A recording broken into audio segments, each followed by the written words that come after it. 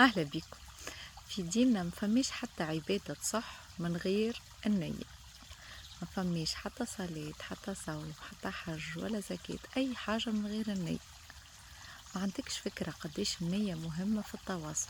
كي تبدأ تحكي مع عبد ولا تحب تقنعه برأيك ولا تحب تخليه يبدل التصرف متاعه، ولا في بروجي يحب يبدل وجهة النظر متاعه في أي حاجة في حياتنا، ما عندكش فكرة على قيمة النية. انت قبل ما تبدأ تتكلم شنية النية متاعك؟ شنية النية متاعك؟ مصلحة مشتركة ليك وليه، ولا مصلحة ليك انت على حسابه هو؟ شنية النية متاعك؟ باش تبدل السلوك باش يمشي للخير أكثر، ولا باش تعاقبه، ولا باش تخليه يخاف ولا يحس بالذنب؟ شنية النية؟